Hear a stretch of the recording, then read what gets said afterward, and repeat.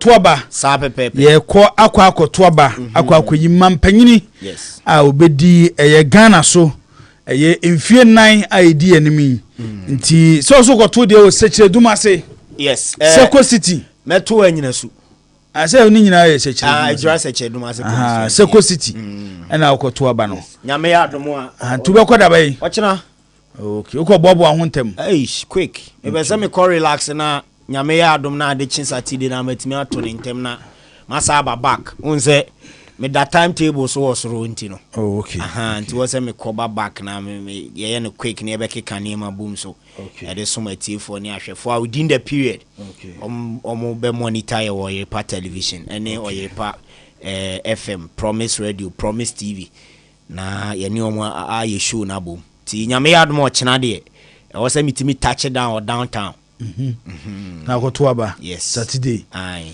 okay tebe bia beto akodi ontimi nka no ha o dabi tanka ate ho anya hwe nka kwanya wo ya mitimi ate ho but e de ya kesefo ni ba ko na meto ama no okay na ze wontoaba machada o dabi wontoaba malan dabi okay ana ho biem apart from omokra no minimum omo keka ho asemo okay nim party no GFP ka ho Chirabosom party no na Chirabosom afi okoi minimum poso ka ho so anko ballot paper no kre wo se wa dodo se wa say 9 but say ye ma me akua donko de nyame fa ne currency or no de automatically or out but so wa beto ama ne bia ne be fa ne say paper asai nti invalid and access ba man for beto ama no oh yes and there Ghana nkofo bu ansamfun yo mo hi na so ne ato aba na mem so we third da o and fourth third ese ne no mo ye 3 no sa onya vote ne kakra sa ni vote no nya na ebi kranke pone so obi de so a nka betimi ama ne percentage akosoro okay ti solo nyame ya adomo china ye she Ghana ni bia awa kwanya se wutimi to aba yes se ochina pa ho a e de to so ye memeda December bosu ne de to so nson yes ese okoto aba sa na yetimi kan wa aba wato na yeyi mampanyini na mfie 9 ayedi enimi ono so ebedi eye Ghana so na oboa na ye mane etimi kore ni ma de hwan na send message hariya wana odi message akoto we na me message wo wana mi hu ye odi akoto yin yeah ase hu danger one odi be odi danger ni ko ado odi akoto yin se minim se we hu message na ba ye na ena ono so akochirobi na keke wa ade camera be to see keke na o he no odi akoto yin na me PBL Promise Broadcasting Limited official page okay ho no ade to ye no odi to awie no ade to ho no atro message bi da se no na me hu ya na message no danger mi hu oh anasa page mi ni so also bi mama o say Promise Broadcasting Day Limited official page one official page ba mi hu danger man na bia ado de to so di be say sisi a ani nyama ha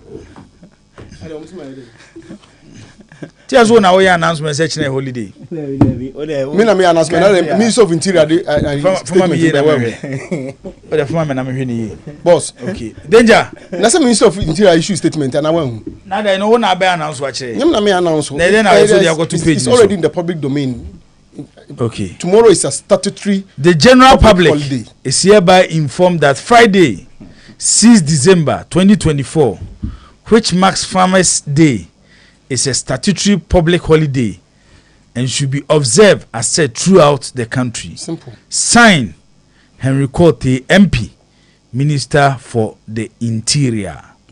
Issued this day, Thursday, 28th November 2024. As we dey enya wona o de baba kire. No who message or the title there. When them person we can. Danger. Oya china holiday ne baba adwuma ho. O si me ya. Aye. Na le wu management communicate on kan. Management. Ko unkan management communicate. David. Anu na wo so no wo de mo bia wo man kan ba ko pe. David nyi sanya medium de ato na ese o de ma no. Medium de to no it is in response to the communicate. The management say. Any farmer no so man no kan. Fama ne. Wa kan e. Da bla binya na me kan fama so de ani. Mbacho ni.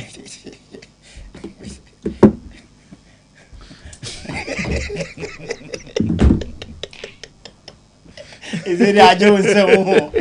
Ajo. Oh, danger. Is it the danger baby on na me there? Ja, programs ni nyina. Me da me say mo mo tibrofo. Ye ntibrofo nti we mi nti ase but de ni enso ya kan fa ho. Okay. O da yen to aso, why? Ti ase ya be. Ye be din komo achi. Ye be pon no nsia. 6 p.m. Me see me no be din komo achi. No, ye be pon 6 p.m. You should know. Unti asema me no kan. Boss, ye be pon 6 p.m. Me see me no be din komo. Me ti ase na me tell say, ya tena si ye be pon 6 p.m. No nsia. Danger. Boss me joso, me chia nso so. Den crowd be share me coin there. Danger na usuma ntisa. Amfa me show kon. Amfa me show kon. Nipa no ebusa me ade na me so. Me mo de me ni problem but opa ene me boss nkan o me kwan me ni problem. Okay, ya te. Ebusa ba be free ba no nim say no boss kan boss to me opportunity. There be because me ena ka say me friend me boss but me friend boss o be ka say me boa. Me pese me ye bibi enti me se me nkofre no crowd me nkofre no na wo de wo frɛ na so ka say me ya we da say mo kan dem say IGP on a free oh David IGP dem ni na wie ye enti asem di fi bibi ada di Victorious Collins wo be gina kwa ho saa ne wunya ka wo ampa da so gina ho nya wo be gina ho o say they have a class of Uber for now no so cancel o mo be cancel me akwa na maka jom cancel de no onye ma ho na ho me say me akwa na maka jom Uber for so cancel unia no yes Collins say unia o and wo be gina pampa so saa unya ka na about 10 PM na benya ka na ofri mu fia na Collins ade pa na papa wo se yema na onya ma ho nto me so be gina ho ama na about 10 PM na wo gina we say about say 4 5 6 7 8 9 10 say upon over to tom dey be attend mo enyoma na okura no wotumi fa to tom ana wo so de be ma ayikaya yefo temuwa David charge number charge okay ka wo twen ma ne bo 10 kura ma ne fa drop in akay me say obegina ho ama na bo 10 sa kwa no ofu fia wa bo hu si me pa cho ka kire me onye den na me hwe ono wonim ntimi ko buso ono abusa no so obegina ho ama na bo 10 so nim a okay ti yan to so solo boss nyame ya aduma eye memeda de nyina ebe kwa koto aba aha me say meko samfo aduam yes samfo aduam na makwa kotuma ba ewo samfo aduam primary school ho okay ho na makwa kotuma ba nti metu wie pe na fe makope ba bi ate oboba enu numa na masa akogina ho wo be kwa akogina am ya kan aba no dem tu wi bi me wo dwumadie bi ese me di no area ho okay aha nti mehwese ni nyina no meye ne kama ewo ho na bibia timi akoso se ba fo so obeto ne de ne wo na nchenya ase IPT ka pada so me pada so ni ba fo so beto ne de ewo next time kwa medicine say me yakobo ntefu and I say his excellency former president John Mama okoho omo ntefu omo ba no munya accident ko fo kra prepare omo ka no ekwan no so omo nya no side omo convoy no omo nya no side omo free bontefu back rewa no ekwan na nye no ekwan sem futuro no omo se omo no ya na speed tebeti akata wani mkwa futuro kata wo mani na pimpa na me se na ka se ka ba mu ya so ko na ka pimpa no omo so omo di abro san kofo no mienu no no so omo di bontefu fo abro mo tue go do tu na me ka da me ka me ho se me kasa se we se me pe boys no me nyom wi a ye be hu de besu de man de man fanto ha no ye kwan wa ma hwe na makofo asema ese se ka no kwan wa be ka no kwan okay it is becoming too much ye be din komo bebre yes so nipa wo nya botre mafa sa kwan no so akompatoam ukudo ka akoba ti sa ukudo ko sim for 3 days on ba ko hu sa wunwie da se ka no kra no mo dos na mo wo ma edu ba bia so logi se musi alai bonde fom ai ka anya sa ka ni ntimi nko na so anya se mfutro unu se anya mfutro amana na eda ho no se nipa na etimi sa maka ni waiter etisi amana ni mu a anya kra na o shaft ni ade nti gi se musi na ka na no ekoboko no pie utimi wura amnam se de okọ asase ase no no wasa pie unu se bonte solo se kwan ya obetima tena ho abadwuma because utwa muso wo ho a mining size bebre kwa wo mutu gold wo mpatam ho nyina ekwan na nene ma fefe chiwa ebesisi mankranso ba bi no wutumi famu asan ba mankranso esoso enwoma ye basa ba fo odi bem se me de me kwan yi eze traffic lights o madum na mana ka ba akaba kon at least na kwan adem kakra to omudum na mana ka ba ko no wutumi se omo se emuvu kama ba ma mo ntwen se ye wie election na mo se besoso eno de kan nya possible as I say ye to ye memu ye kwan ya fa so kofie mo nya kwan ma ye solo wo de wa kontema wo di traffic so wa kontema ye wana wa mo honum de se yes ena nyame adom mo ye be ye kwan kama na ma traffic nda no di kwan be ye double road ahatu aye kama na se dem ko fa so na me say what afede u drive be 30 seconds at traffic ni 30 seconds at traffic ni afa kwan na enya o kwa de wana wako no ye bie mu no solo wan hwe wo si so ade 2 hours e be du fie. Wow. Yes, because of traffic lights na do so e say o madundum na ma yi ho de ndo maso briwe ho de ndo maso ena wo kwa utra Coca-Cola ho de no madum no okay ena o maso bonsuom ho de no ena madum high school junction de no ena for maso agogo okay nti agogo no duru chapatre junction a ho so madum no ansa na du dompoase junction a o maso nti at least emani move traffic no enya traffic to ho no se so be bisa ade ba ko a nyame anim no kure ni se mama part na yo se wan na yo minim but ade ba ko mebo maba so eye sa ka se kwan na ekọ Kuwait ene sokoban no se do mosi aye kwan no amagu so daso se usi so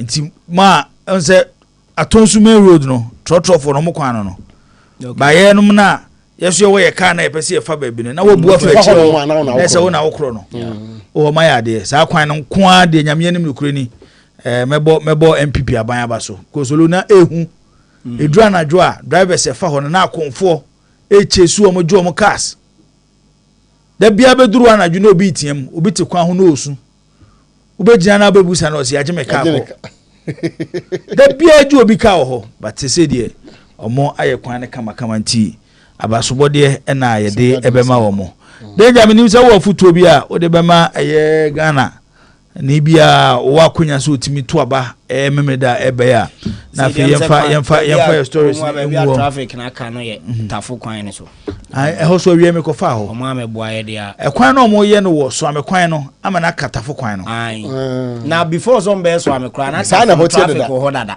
o se no mo yi cars ni bebre na sa be fa ha o se na ko mo yi kwan ya da mo shi zongo ene de odi rere ma be sitafo formers mango ase ho ne sa anwoma no se wo nyina no mo yi kwan tutu etina ma traffic na brass kakra but say because of swame interchange no mo ye no omo free breman afrancho offense no omo rem wo ho no so so mo nyina ba yusu tafu road no area me magazine wanya strategy bafo edimu kakra echeni hu strategy no nti ye bora ayi ho no ayi tafuji ho no yesan kofa ayi plaza ho ni ewura mu de chems na ese ye ne ma ye bana ye de aba beduru anti bafo memeda yekoto aba yekoto aba aka ene ya wada nti ochina pe na dantem na the D-Day no isi eje ebo eja no afide waba bedru say nenso na yes political parties na last day omode campaign obi a nyame yadum ochina you cannot campaign yes woni mu strategy omofa omu nso omu ntimi campaign san ochina no omko walk there be say work there say work do be at me work okay so I say you for party colors we have party colors it's allowed okay and then normal campaign work na there there omutimi ya ha nti no there na fe we house to house no so aka ho nam there mopping that no on say elections there ye nyam to nwe ya wontimi nyai campaign ye nti no mo ye but there kan nyina ne say ochina pen dantem eye obi biara civil responsibility for us groups a jam message for us Facebook ya chiano obi bia civil responsibility say obeboa ama yayi akandifoɔ a umbedi oman nim at any given time bia Ghana de yaja tum say mfie na bia no ye be yi omon be ya akandifoɔ either at the constituency level or at the national level. Constituency no those that omode wo ukoyi wo mo no mako gina wanam e wo mrahye badwam akoboama ya hyemra de abu man no ene ndwumadi ahodo aka bia then wayi kandinia obeye the president ono na omama ni nyina ya jatum se de etumi ahye ne sense oni yanim na omoama oman no so yensu abrabo ye bo no yenkɔ anim na eye ade a eye wasede it is your civil responsibility say wo bɛkɔ na wo nso wako disa adwuma no oman so de ebe ya yenhyehyeye aye di gukwam ya na oman yeye obia so tere meche na so ba ni bi aha nti utie nipa na nhyehyeye wo hwɛ de ne nsam kan no eto waso ebetimi ama oman na tum wo hwɛ ne normal ɔse ɔbɛyɛ any empo bi away be fortunately for Ghana there omo a two leading parties na yehu ni se ebi omu ba ko na betimi anya no omo mienu nyina no they been in government in recent times 16 ti ye nyina enim de obi aye ye nyina enim de obi aye nya ifa pini beka obi ye nyina enim de obi aye ye no mo shebo de obi abetimi aye omu di so ye no mo shebo omu di so ye enim de obi abetimi aye ye enim de okaso be ye ya na okoye bi ye enim de okaso be ya onye ye enim de okaso be ye so a oye ne ketua bi ye enim omo a de obi aye bi ye enim enti wa no wo hwe na se wo hwe na abia wo hu se aha na ese fa na no de wa na mumu no ukoto no wantu ni ya wa wo jejereje se jejereje no ho nanu ya jejereje na akofa ba ya na je se nanu ya na akofa ba na wa wo jejereje wa wo hwan hyehyɛ ya obi aso de gu akwam de obi aye da de obi so obetima ye ni de obi so oye na de obi aye kan na wo adu adwentu ho a na wa fi wa kire na wo de woni ba bia beto akwa frɛ me obeche ni bako mechew na ma chew de ntia se otokɔ na ne kan hey se nye obi ya na betia frɛ da bi frɛ me esa na me campaign am obi enya campaign se de wo so wo ya Ghana ni esa o me ya Ghana ni but chire wadwe esa no a but as enti no wa wo hwa na wo hu we say what the 24-hour economy beba se ne be ya Ghana hade ye na all the time na ye adwuma enti se obi be ye adwuma afia no pakopem bia enwumre so ne bi mo ba no so be ye adwuma ama de achen ni nyina no onfu se be boa ma Ghana economy na yeden atumpon policy be na saka ho me na 24-hour economy na me kai pa eno na ese yinim na ye flagship de aka kan de mata wo bi no so the free education na omde nam na om so de digitalization be ka ho ene de keke ka ho enti wotena se ano ahwe which of them na wo so no eto wasum ana hu ni se ebi abeboa ama oman no yakonkan na wakako kire you do a point where and say chinchina anchia wo party bia se party no si share kra emo oman na obeka se chinchina ho na mo ntimi koto akọ we are at that stage where we should not be too overly partisan but rather yenhwe the interest of the nation to say na obi policy odi aba say opese oman no ye de abrebia no economy no in motion running therefore ye be running a policy we call 24-hour which means within the 24-hour no at every stage bia no ba ma memfa to anim so mampanyi ma say nyanhye but said the policy or the I'm talking about the policy. Nti say they are private companies will join. Nti upa na be but the point is that say the economy no increase productivity because we employ more. Nti bi obi o no feel say adwuma na o ye no hia say obey adwuma bebre nti the say the economy should always be in motion. Yes say your time bi o ha na say akodida. Now, that's what yes, I push economy in the that is the thing, the rationale behind the 24-hour economy. In my view, I may be wrong, but in my view, I think that is the rationale behind it. Say the economy should always be in motion. And you know, whilst some are working, we are with the corner home then others will take over. Then always no na ye running the economy no. Obi so ono no ofo say as I say a mother Ghanaian child the opportunity to go to school. Enti unya mo ameno papa yire ho a de wo adu kokko wie SSR JHS SS no aban se wono so afa wo de yire ho neko afa so opese ye ma your system no ye so much digitalized amanya na ye ka no digitalized to the extent say bibia no enei no eno na modernization ti no eno na eno so running ene da de na no kwa dem so makofa electronic bus biaba I say omudi afia say pilot ni sa no man enti wuti hono mo a na wa wahwe emu bia a wo say ebeboa wo ana say eye ma oman no sometimes mpo say ye wo say ebeboa wo per se. But look at the larger national interest. No, Tina make us say, and say a chinchina say, maybe I was a friend solo. Number one MPP teaching cham talk MPP, and I'm one DC to talk NDC. I don't think. I think we have a certain stage. As I say, there should be that departure. No, you better try one film kakra. So, never you nationalism. No, I take a preeminence whereby you better give your money more. Na ye hu se ade we de nkofo yi so mbe ya na so mu so mu yi ana o ma ya me hu yi no ye ma mo kwan na mo nto aso no mo nye na mpege o ma ne nkosi baabi ana de o so pese o de bayi ye ma ne kwan no ma no meye na mpege o ma ne nkosi baabi. I think that is where we are now.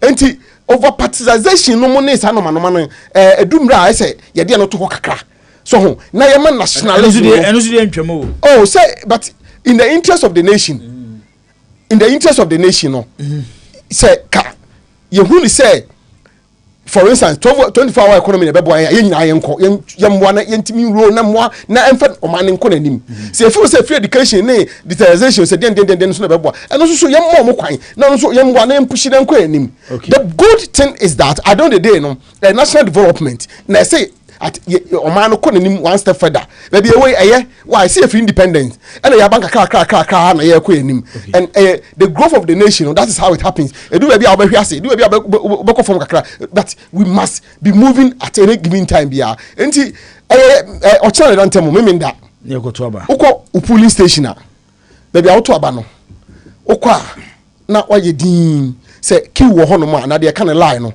na wakodim bi enye entire say wo de wonim se bi nyansa ntu ko sa obi hu akwa da bi na abotre se wo fu se opese oto ntem akontem okay uko na wakoto utu wia ku fie woni hwie na betena ho so ado pe ba bi tena na bia we observer na wo hwe bi bat men ko ye tutu asem men ko ya ade oye ne beba na afi ebia ne ye kwache watum ebia na obi kura de kobo na chano na aba akodi dem na bibia tesa wow company fo na ye koto aba mo no o mbetena mu fie ama o man na bom ho ban enti ukopira wa pira kwa ana akwa na ye chiwutum ya chiwatum kwa da bi wotu wie a kofie mimi se metu na makom fie se oyire paso mami a na makoya adwuma ya nsoma mi so na mekom fie na me TV achi ma so me promise ana se repeat TV na me tie paka no ne obama ka no ya hwe do mbeka kire se aha na eko na je ye di akire bia ye bo wie a na abobo ye se kwada so constituency so na wi ni ye kinsinya ko ne esibe osesibe ena so ni mo me de mi mo ho na mo omo no mo ye front runners no mo na mo ba e bia se kansi na wi ni ni abo en sama no ye wi a presidential no e bia Dr. Baumia ana e bia President Mahama e bia na ye wi ni abo en sam e bi kwa na ye cheda e bia na ye alan na ye wi ni abo en sam na ehu se wo mu na di anim the next 4 years da ye anim tete men kofa oye ne bia ema wo busua no mu enkodi ya ona se kira no na bia oni akobo ana bibisa eno de yesra busuafo mo bia amfa no ko ye wi if I was the message biaba okay what's he saying meaning so aka sa asem no ha e bia na meni ha o say please kindly tell Harry to repeat the message his son gave him about who to vote for. Obaka acho obi ezo to abama no. So that will help others to make their choice. Say to answer for us, to say mini captain. Yemi nu nyina our children are benefiting from the free education. That was what I say. Na menu captain ye afi ya mu ne ye mami nu nyina wi first omo wi SS. And me crowd me the second one crowd on form 2 or prempe captain so need no also we form 1 and obviously the children believe say at least they're getting the opportunity to educate themselves no idea ebeboa no mfo say omunua no medi omachi so no should be there should be the opportunity for them to also get that opportunity no enti tietietia and enye asem bia ye enye oh say in fact me do in fact na wo ban we verification no so what so medical asem no for once say asem a wo ba waka de wo ba say me ni captain say me ni wo na bia wo ba to na che me no it's not that I wo ba na che o se to ba ko ha me ba e ma kan che o se to ba no me ka say wo ba ka za o head of sports question buza say for once say asem a waka no say repeat what asem so na me captain na ba ko benefit so we ba we school isn't a policy for Ghana will be enjoyed. So why do you think I don't know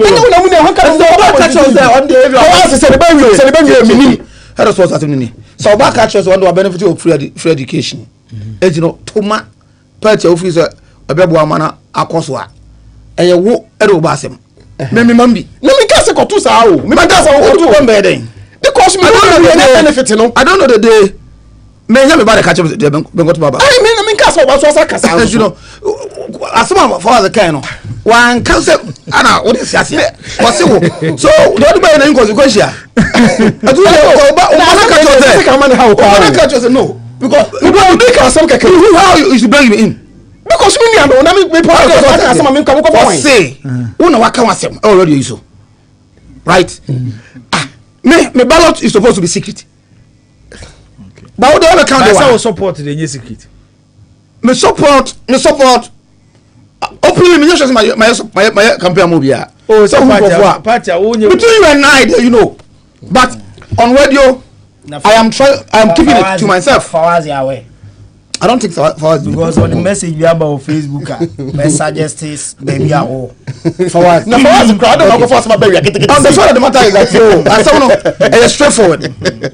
I don't want to say me. One thing about me is say, okay, me show baby, me show some baby. You know, me say freedom of association. But you know, for us, I say what kind of. I say about for kind of. One person could never free SHS. Can't say. There be titi. Or say. On newo nyina Momba question. Or say one newo nyina momba benefited from free SHS. Fact. Incontestable benefit from free SHS. Esiwa. Fact. So well, eti baby listen. For what come? What's some what? I say we pay the man so na person. What to do with benefit from free SHS? So what? So I benefit. Is it the only policy? Various government are implementing policies in Ghana. Ya nge bi abesi nei. Including the free SHS.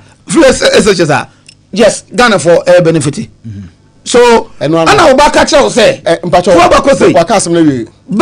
don't know the day me mamu and if you don't come me kasema na me what free SHS or no free SHS can go school but you know that's about to be bad time fine because me I did not benefit from free SHS yeah so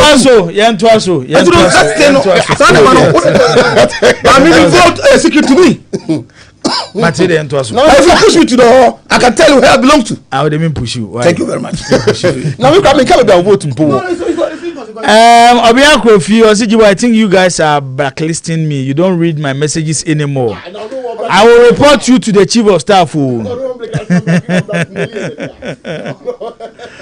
Obiako Fi BM say public holidays so and so F sports home bang. Okay. Public media. Maybe I mean message you about for me say what here. Kojo obey the message we aba. Me nim say ye nyina be boa na ya find out. What is an say Aziz Haruna Futa wa interview bi. Or say Haruna Futa said in his interview that the sports minister has recommended the sack of Utuado to the FA. But because of the elections, the GFA boss is playing the hard ball.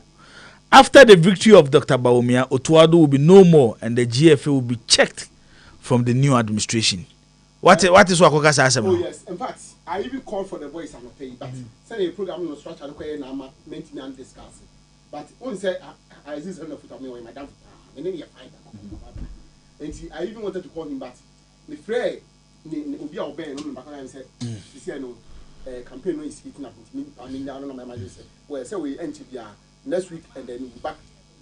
We come back to normal settings. Then we can discuss it. But me hear a voice now and I have listened to it. Or say, Adia, I buy bet my yin now and say through the ministry, bet my advice say minister and say, if you are coaching me and I coach me, none of us say the modern one and so any. That one the minister has done. So the minister has advised the FE, particularly the president, say, Kate, Ghana for say, Utuado Ghana for so onyadi into Munidi. But FE no, particularly the president, na, Omama say, Omubu Yego Masumumwa. Then he moved further to suggest, say, Yatuabani we are, then politicking,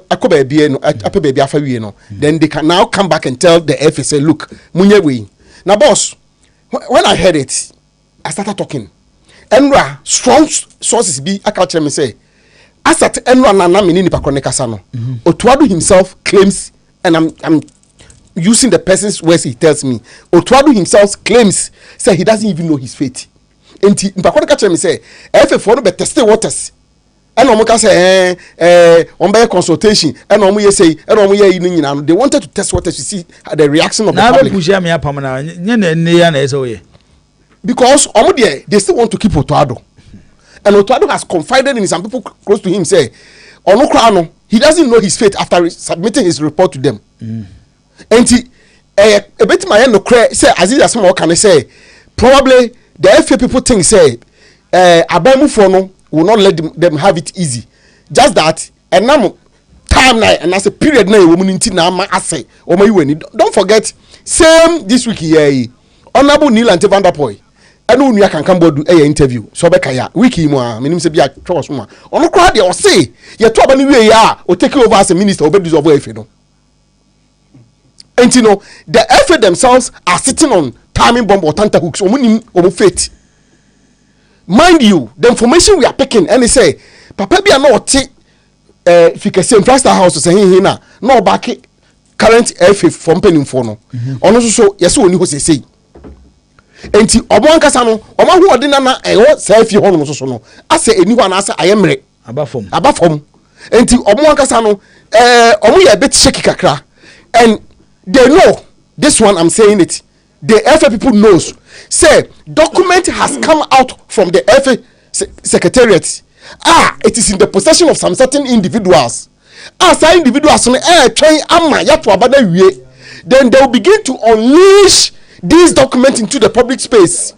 Some of them will report to the special prosecutor, some of them will report to the CID, some of them will go to the BNI, some of them will go to all the bodies now. And in fact, the next month ahead of us is going to be very interesting. It is going to be very, very, very interesting. Neil and Temu, the straight away, they will take over the secretariat. They are ready for anything from FIFA. They don't care. We also so we are a investigation upon investigation upon investigation upon investigation upon investigation. For instance, company now, buses now clubs in Honolulu. People are in the possession of documents.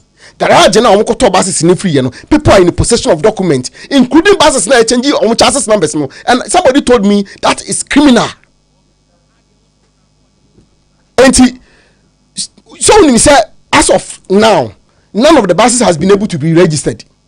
Sir, if you know how register a Lance's office, I won't register buses. Or that my way the workers away, I will be my the first assignment. But obi anyone can tell me which of them one bus number. Okay, Vision FC for bus and car number is saying. Then I'm better there come matches. Do ask for on bus and car could not come down kwa unia. Ne car number is saying. Near Lance's office the same when I'm for no check my is here. For what I'm told, because some of the buses are changing chassis number no, and even difficult for them to even register it. I didn't echo so no. And yes, I'm kitwa. Quick come back to 21 technical team members and what's an offer we abe. John. Technical team members on 21. Omo say. Oh, currency say work munya meka 21. Yes. Our list no. Me Including the junior team. maybe because me bakon catch me because enche na nyehu oh can share that nyehu it depends on the muro no any the results they are bringing can share that nyehu me I have had discussion with about 2 or 3 people where and me no nyina came into an agreement say anka in fact it is the norm provided it says it's giving you the requisite results because all these 21 are on the payroll of the club. And you know, as I said, the necessary results. But say you've said they say who's omojumano swaba. And you know, what can I say? The youth development, you know, will be coming to mainstream near day. But back to the issue here, Kano boss. No crepa romuni say a lot will be happening in the days ahead. And let's brace ourselves for an interesting period. But Otuado, for what I'm told, he claims and has been confided in some certain people. Obi go visit per 21 man. Kabi. Yes, sir. Bemuka Kabi na so. Well, I don't know the actual data. The FA communications manager, our friend, what's the name? Henry Sansuchum. I know the reason why if you know that you fit in sacking Otuado. I think Friday. And within that time also, I don't know Futakwa. MCS in there. So, it has something to do with that. Because somewhere last week now, a political figure, energy football and of frame. And of frame now, all catch them and Nema, everything may happen going forward. One day, when a blunt is said, either MPP wins or NDC wins, the FA will not going to have things easy. Say the Omanya Rosie or Moya de Mope and it's out to Sanema. And he thinks that this time a political time. Yes. Election not taking center stage. So Okoya Debia and good times. To Zambaka Makasa our platform is I think about twice or once say minimum say after the election. No. Whatever happens no, the FA will not going to have things easy. You see the point? Everything that's what I'm call executive, ESCO for meeting now. As I say, a billion person young man and call a billion so mano, Edna Horo. Oh, my man and town here clearly the Keto Kreku and its co-host no. But others who believe will say they have listened to Ghanaians and they want to act on the Ghana for pedal will never accept that. So, Aziz Air Canon might be true. Set on the low tone, the minister might have communicated to the FA. And because of the election, the minister is far away in his constituency. Don't forget, was I MP. And the Koba say, oh, you're not going to discuss it. The focus is not there. Let's finish the election on Saturday. If it's Saturday, after Saturday, Sunday, you know, whatever happens. Say if the MPP retain power, minister on fanu who ni SF no en fanu who ni because obu believe say the FA no anyo mu dia for far too long.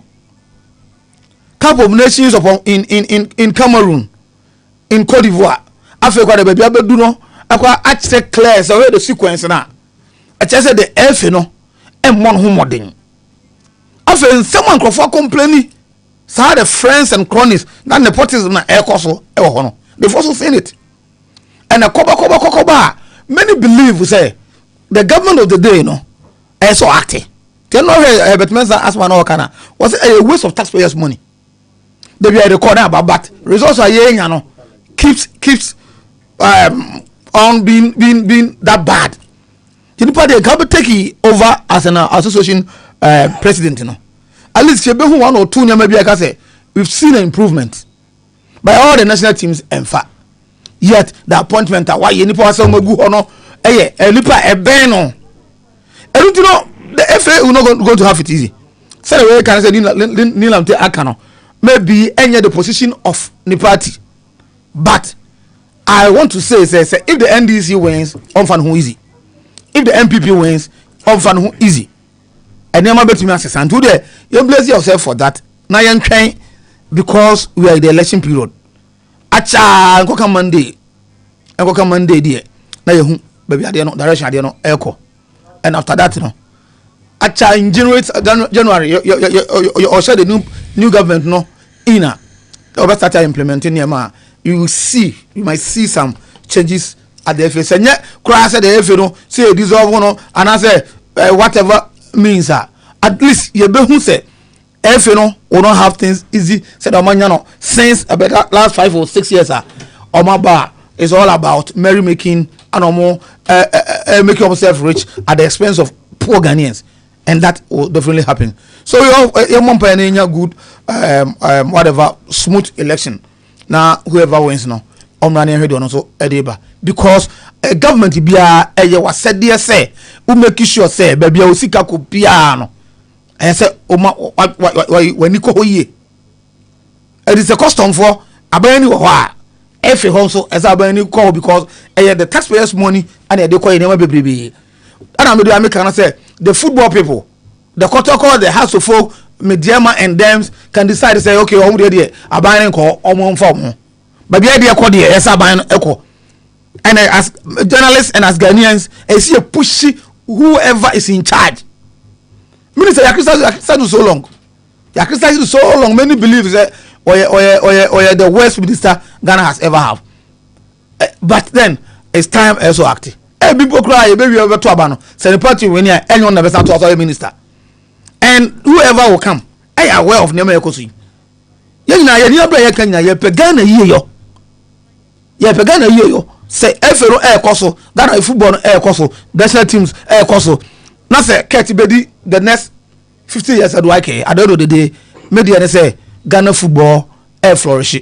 A maybe air better clubs. So no mantra or no the buy. Say igniting passion, creating wealth. But it has been opposite of the Bekai. What I say? We are yakofa near baby. Yes, the basi bani amount yakofa. Just say, and there might be a kubiano and not dear something that ubet me about. So I think say no footer. So also he's a insider. Yeah. Or insider. And a football woman to know. Not some work on my hint. Nasara coordinator. No. Good. Or my hint. And American a political figure called me and told me all these things. Oh dear, you relax it. Now whatever happens after the the next government, when the next government comes, the next government wants to say MPP or NDC. Kabi made us say, and Nkoma ebedi ora hebetmensa achechim say ka onya kwanya anaso no ene gina ho na wodi Ghana football animu a ekwan ko befa so run Ghana football ora hebetmensa achechim. Coach James Kwesi Apia Bafo se meka jo se nra mene Coach James Kwesi Apia nya 1-on-1 ema yedidi nkomo bebre ene yebobo be on the show but the full video no Bafo enche ebeba on Striker exclusive on YouTube na afi eye full video no eho ene bekwa akwakoto nti on subscribe ya tutumrika na ko subscribe enche the interview with Coach Kwesi Apia James Kwesi Apia yede beto obatene yebebo be on the show Kwesi Apia chirechirem de nti a eye Malik Jabe appointment no ebaye na afi de nti a Asante Kodoko efo bi se omwa eye Coach Malik Jabe hunsem ewa ha ayebedi hu komo eye enwumrei ewo dwumadi ni so Frempo Amanson Mayele Mayanga Mayanga for a coach edema baby any Go Stars or say say nyoma AC Ekono FA Cup or hen muso betimi adu bi abe semi final na for ma hwede edi omanim and afa league ni so no omo he say a season we ebe season a omo ede nyoma ebe sisi ani ama bibia akọ kama nti eno eye coach from Poma so head coach edema eye baby any Go Stars bafo na aka so mampanyini Mahama ne dada Mahama ne nsemo de ko tuja oboase no se na so awie wo ho asem ka me wo video no kakra me ba no we twema janka me de we de escape me kitu no video no se nyame boa no na odene esa so mampanyini no we near Asante good back to Ghana Premier League fast straight away buy Oberon State. There's a best sign football structure no. See say Ogu finance anya say won't mean. na ogu efe ni kwa say clubs ndo mo be ndi be dey ye beto to yensa Africa clubs for say near owie no say go the Premier League club say na o maba say oh yeah say babo 20 league club say obey be if mama wo be charge good na be shemu say near he will tell us how he's going to do it and he ready to give him the benefit of the doubt but no kre wo mu say or say or the ash good be back. That one is an assurance about the ama. Onya ni mo voice ni ntini. Taho. Ai. Ese body. Ene mami pema wo mo na. Voice ni wo ho ne de na ese yabo ama eye yetiefo ene ahwefo ate chematin wo ho. Tintin wakora. Mi tintin. On the Facebook. Tintin. Okay. Nti obetia push akọ ho. Ele pala na so se. We Zakito production. Me de no bia ma faka ho preko. No class MC ho no pa. Ana pasa e delete ye. E delete fi so no sa de bai. One e delete. E delete so on nyifa One ya. Say one sport. You not producer they say sound political. It doesn't sound say sports. Yes, but now we share the content now yes. Actually Zakito no buy say political sports. And also I video ne buy no e bia nipa na amoanti. Now we feel say the usual politics now. Says that you what if you know why politics? Fun near the internet beer. I'm a politics. The one delete here. The captain cracker say we ain't got all by no copy. Captain Caso be mo. I remember man do we foreign now. I remember my captain na fi. Ba for so ne dia ba because number for so no so will be can efa ho. Eti solo boss. Fansem ni go program no betia live on Facebook. Promise Radio 102.7. Promise Radio 102.7.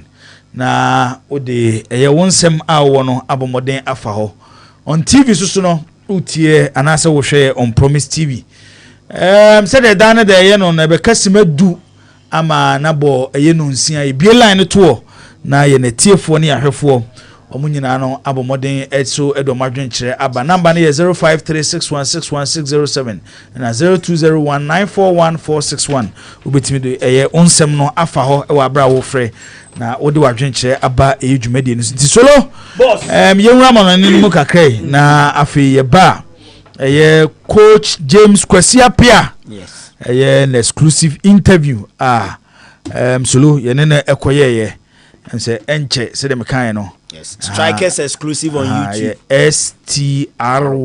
STRYKER exclusive yes on YouTube na say strikers exclusive wa subscribe na unu asoso etimi wa subscribe we are wa share adoma bi na ebo ho no mo bo so kwan say dey be video to ma kwan na they say dey be abo say video atom yes your friend notification bell we interview ebe 1 hour 30 minutes yes say ni ebe chem mienu ebe chem be miensa your Black Stars Kotoko Sudan yes we nyoma bi wo ho a amanfo ka but omo eto omo na no omo ma bontin be kan ho nsem okay oni say coach Kwesiapia in the history of Asante Kotoko wabo matches e dey Asante Kotoko chain player bia wow yeah we the most cap player e was Asante Kotoko ya trato yeah eno ni problem no o say bi o ho no ma records ni bi wa ya nchiro tiana edu time bia na e debatable kakra okay because previously na me nyesho so mu keep records ni bebre said e ne ye no okay and na unim say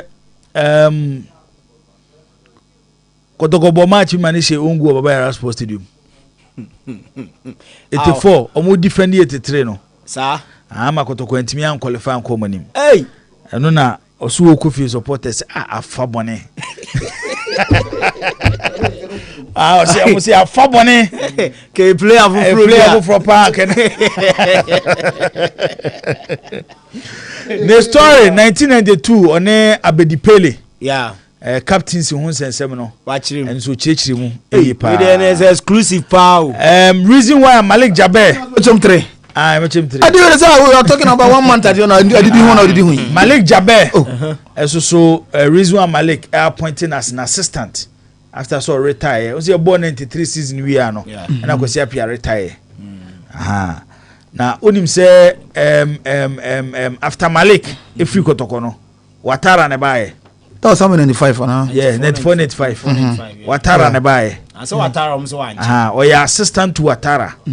And also your assistant to Bukaziz. Okay. And Sana, you have an opportunity to become head coach of Kotoko. Shortly. Yes. The famous Pito Forikwe. Hey, we are a party. Then the people we have to police were both to our stadium. Forikwe 1-0, you know. Because I can coach then. Yes. Okay. Gas, Kotokoni Gapua.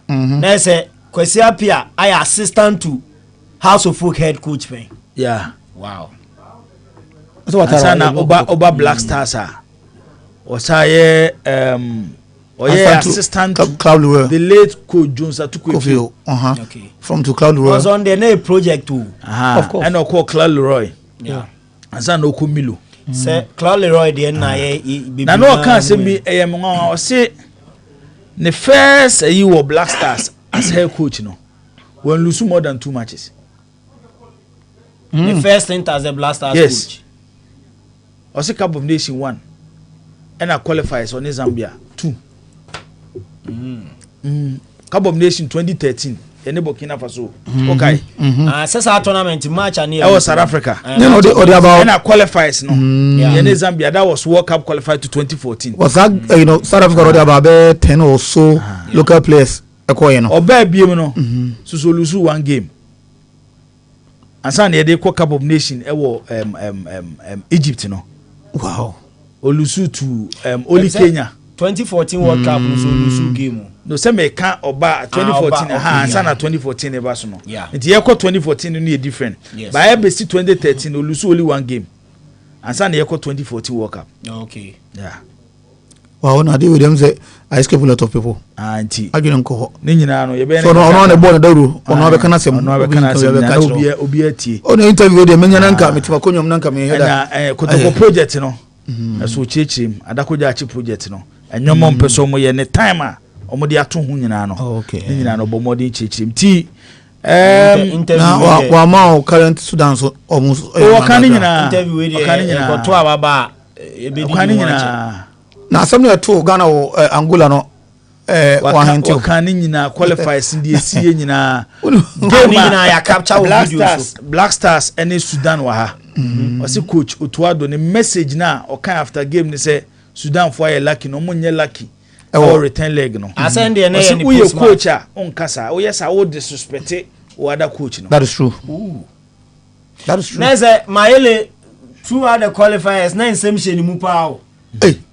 Na nsem hye ni mu. Na nsem mo. Ghana na Angola president. Na biti me na kan pese me ma busa no say nsem be na Jordan na you ka kire no sa. Ubusa ho asem. Ewom. Ana wa no. Ana wa no. Any video we there. Uruza Ghana na Angola no. The Angolan president Echo Stadium half time unannounced. Tell what it is. What is that? Oh, minimina. The president of Angola was not going to go to the players stadium. In the for need too many US stands no more. What has that president? People of the president about. And I said, Bibia, destroy everything. And I'm the president not TBBO. Oh,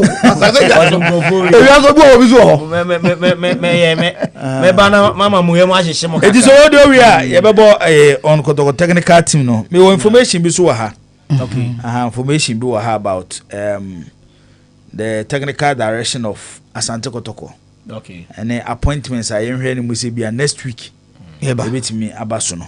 I'm information kakra bia and so bit me e dey amount kata fa you took kakra bia. Yes. O dem ke mu ohwan we party nanka. We dey zenke o say kata ye ton ye ma na osoko. Ghana mu odane mu hwema. We need to talk Ghana. Omo informa say omo so nyomo de o. Me hwem say bia menya ba. Ma BBC nkan mo de no na ye nkan na. Kai Havertz say quitting Chelsea by Arsenal no is the best thing he's ever done. Oh fa. Yes. Nyabi. Na what dey mesaba. Na say ayi e ba bontin. Ayi release e ba bontin. No mo say coach was here position here. Management member. Oh yeah, Eros. O say David. O say no you only a member of the IMC. Okay. Yeah. To take issues. And just sporting affairs to Zambia. Only a member of the IMC. There's a miscommunication from Asante Kotoko. Aye. Okay. You. And also, we story pa oh yeah. Okay. So me can na me church to website na cause see me boy. Church website na ja ekoton tilapia. Send you na ka website adwuma no. Na website na website company. Website football tilapia. Ni nyina ka ho. Ye nya fawa bibie o mi abebi. Se o ba bibie aboko de. Bibie the thing. Na no me koso ma. Ba me monitor your man. Okay. But interview ni interview. Ni tua ye hu yin. Actually,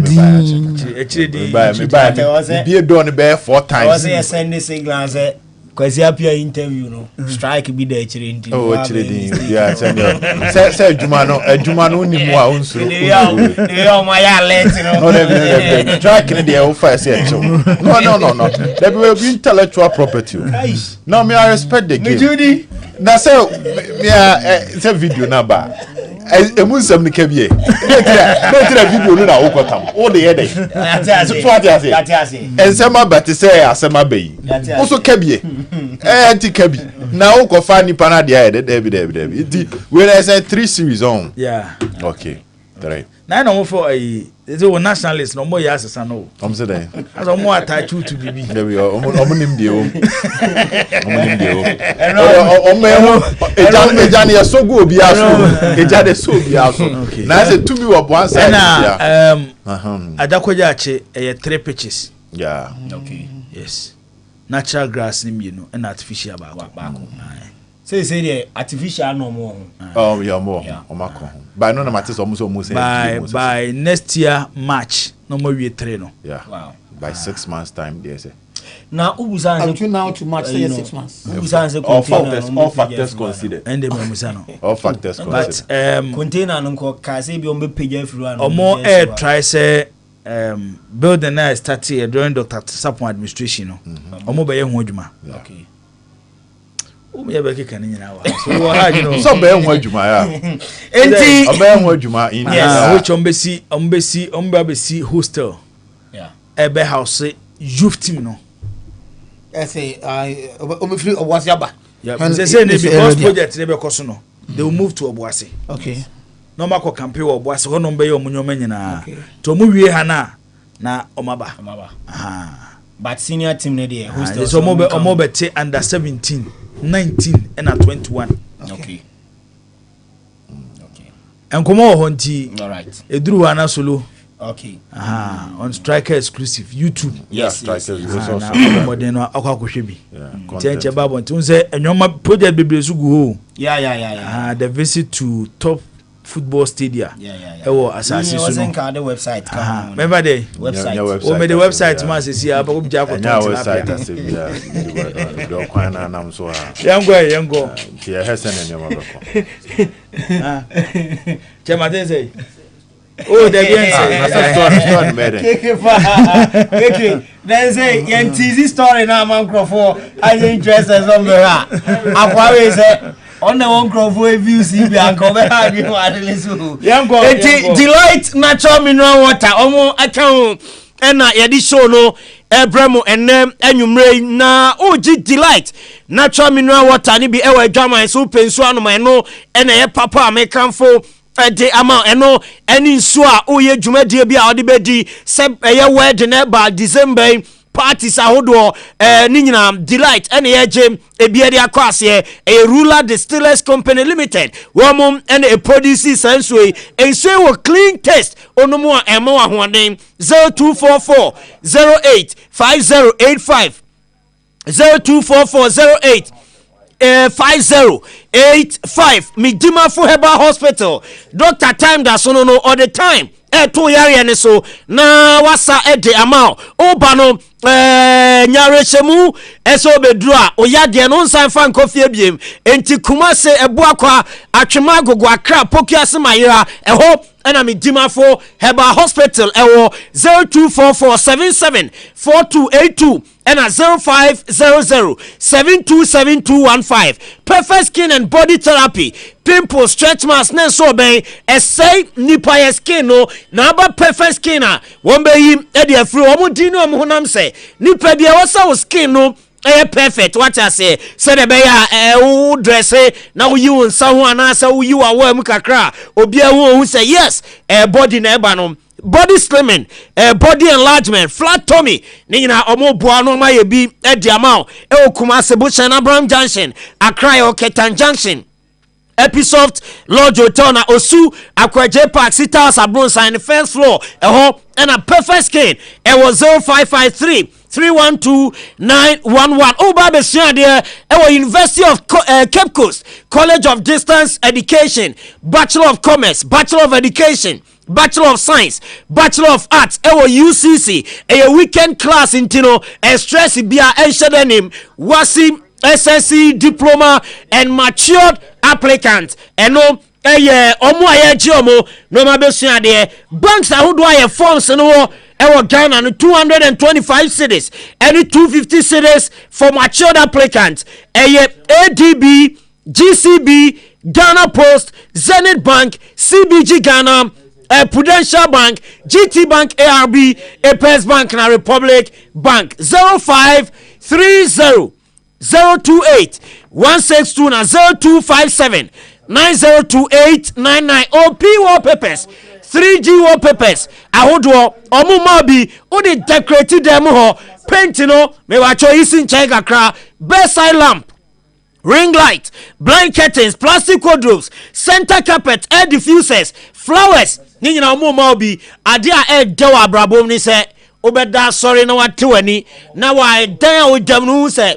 ema comfort emu efe emu so ram kama oho to je diffuser ni bi say ya madam wonom sent ne correct OP wallpapers edum PZ na kwesi agema building ni mo chrono barrier market no here ni mo OP ho 0540 353 750 open the best alternative medical hospital Africa. You specialize in the treatment of stroke and infertility problems are Amen Scientific Hospital. Amen Scientific Hospital. Now you will know makuma kwa jonu 24 and I'll buy this so ya dear ya do jina machine so na ya share ya dear edunya ya dear ni pia afe ya mo drop etu ya dear no ase edama kuma se atwema tachiman kwada so fu ase ekwan ne so na Amin Scientific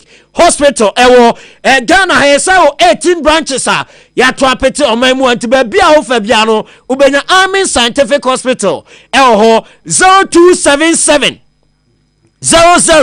001234 and 0241 367349 and no numbers are offer now on Amen Scientific Hospital and so Eddie Nkomo Julien Lopotagi ese ogidi ese West Ham current situation over to me a changing yema enti former the last opportunity nyame adumo a Monday idea ni momni wo say bo EPL mo say obe win game no ete ama West Ham United bobo kono wuram Arsenal Mikel Arteta na assistant back your friend no Albert Stevenberg why extending the contract the Arsenal June 2027 and what mu and so the akwesienche bi obe sign Arsenal bobo kono Jeremy Doku say we are still in December. If they think the Premier League title is over, let them think it's over. We are going to look game by game, try to win as much as possible. And it's a Liverpool for no.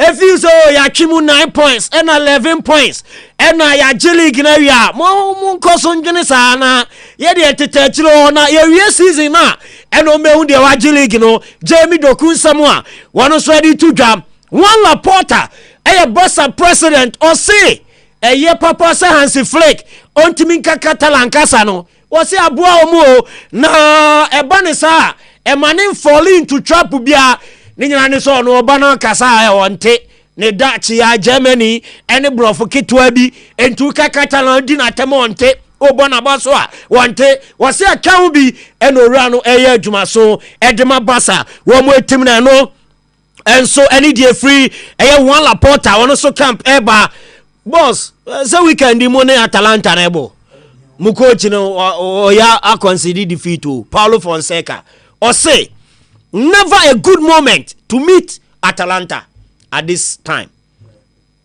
Or say nye kra mfamo. Say no kra. Yes. Paulo Fonseca. Omo last 13 games.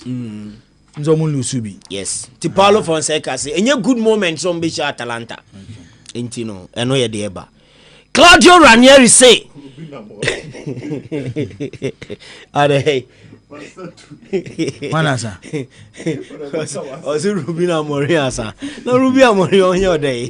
Chama full of bibinyao.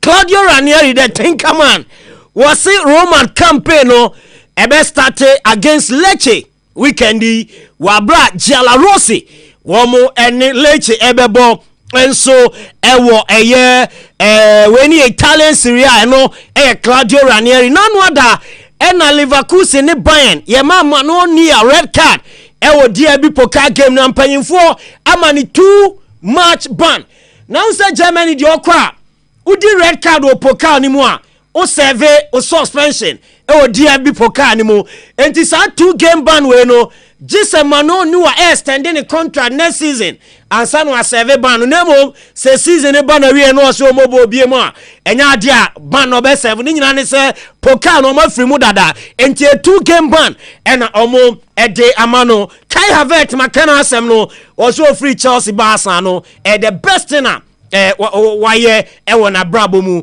na arahusema etuma United fraternity ne se ukoma you amami bi ho yes Old Trafford honom ne Carrington ho nyina no ona ye receptionist panyimpo ho ye freno Cat Phillips when you're 85 years na yeso aye adwuma Manchester United 56 years to ono niema si wo ho bebre Ferguson ba eniema si ye besi ne maame ni hu bi na ene maame no every mu a tribute every Alex Ferguson David Beckham and Manchester United legends ni bi say when Rooney mo eba every omo aswe ya womo enso epe omo tribute de amama e friend Cat Phillips a wono so Manchester United womo longest serving worker ene ofri mu enso ewo no de free wo enso eba legacy night nana amachi de day yes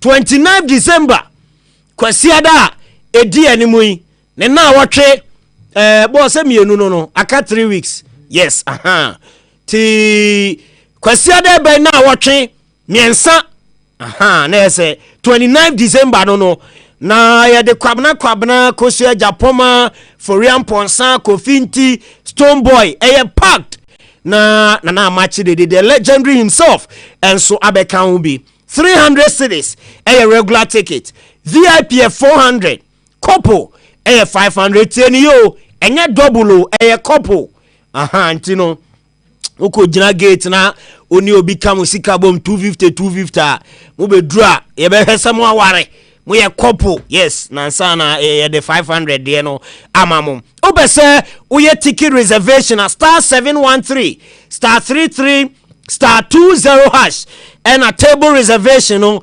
0550 799 375 and a 0599 913 555 tickets no ebi promise radio ha ebi oye pa FM ba ubenya biato uko poku trading adum unya bi Shell filling station Aloga Junction Ebuakwa Shell filling station Starby branch bi ebi ho Super MC ne Bronze Lounge tano so yani apachapa junction di anim he afem uremu Ohio Lounge enso Crowfrom adjacent Sika FM Vegas Lounge any Saks Pharmacy edi anim he and afe downtown Golden Tree eno Vegas Lounge building ni mo enyina ye the tickets ni bi akogu onuma 29 December make sure so ne abusuafo ni nyina beba betie nyom papa nyomu a utia utumi fa adwene mu nyomu a etufo enyomu anyamesem wom nyomu abrabom nsem wom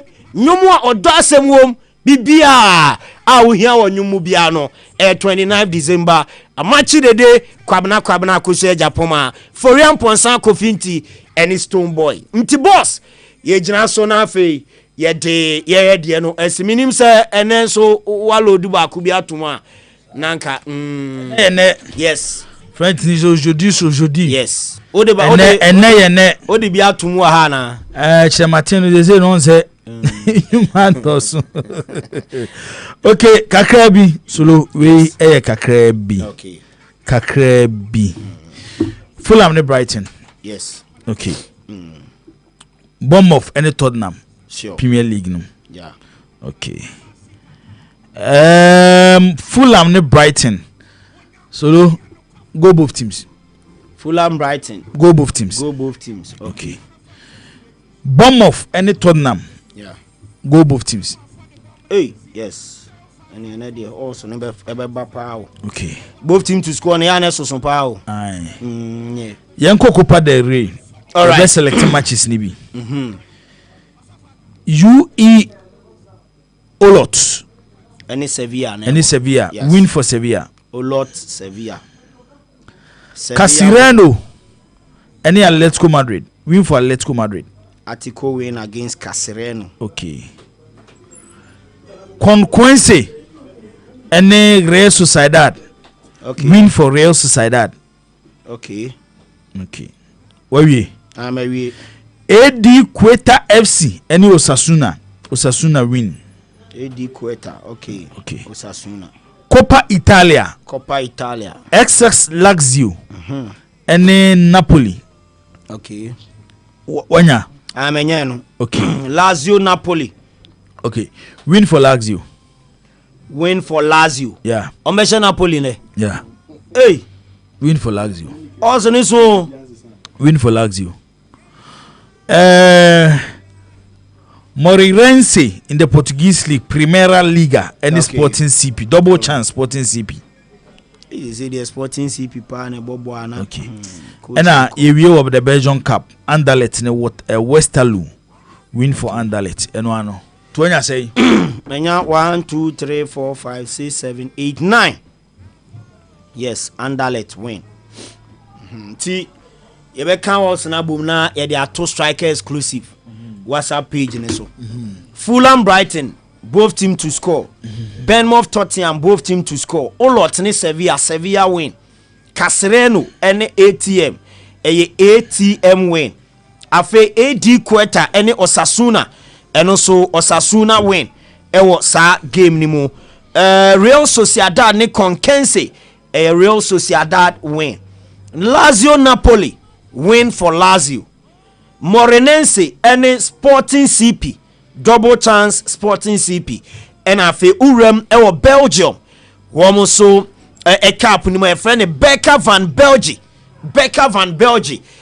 Anderlecht any Westerlo nebo Anderlecht win ewo sa game ti 9 matches any akeka bom ene yedi kogu so Saturday benya keska akoto yaba from games Solo, say. Mate boss. What one baby? Danger kwa baby. No just boss. If you have a there. Oh, yeah, that one. See, as obedo pepper. And your deputy head of sports. As ordinary man.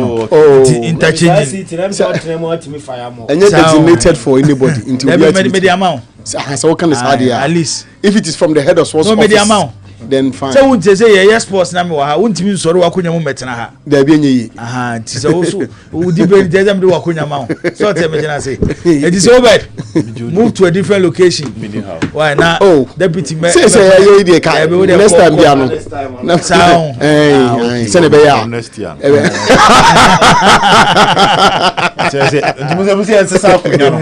are talking about changing the seat.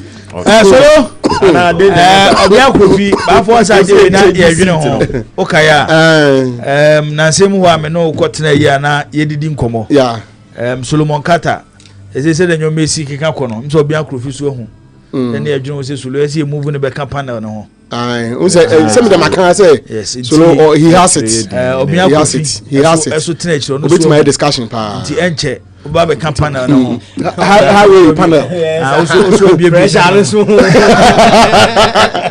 they say me who say that can say I see it in him and how we in farm enche oben ye da se pa on so oben ti o ma soro bo no so na ye den ana wo ye na me hu oben ana agimandua ena be 2 days ni omo so omo fa lunch no yi Ajimedua na dia ba bye bye hey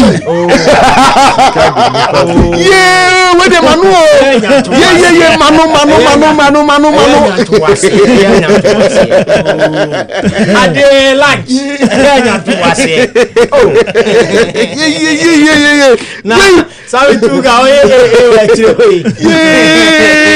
bicycle choose for so ani of course and there na my entie coming chemu oh etina se mu se wakoje special rice bi oh da bia no ene waji coke ene waji am se we di lunch ni ye so lo sika se ko so di abadra de yi na she ko ji mi sister sika bi man wo konfa no che wo otonton ne ma bi ma omo hospital nti ya me na me de co supply ti ne bi wo kem ko je ye no se omo bie we bi wo ba ntema wa ne me nje aduane mra adwuma mu ena wo to coke ne kan ho eno no to ma me ena me ba me de bi si wo nti lunch na ntimi anye hwe lunch de ba ye no se ade ne ya o mutu di lunch o but ebe enya be dru botom a eye lunch de on fani di o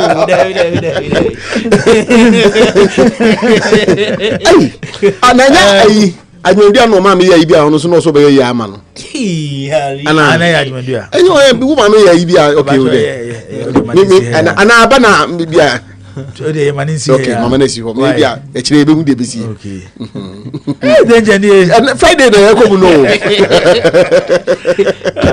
okay so le ya Ade Gideon on Facebook na ene ne nkomo why okay Ade Gideon okay so lo beti ahwe na one na di nkomo e bia na me yen to so yen fa wayi ensem ni ngo na fe mumie bi ana na wo sese ensem ni nkasa so be de bia ma e di me o bibi kan me am mpeka sa bebre o why di me am mpeka sa bebre yen ni kan entie owura Herbert Mensah o say efi no kwan a ka ese fa so na e run e football no.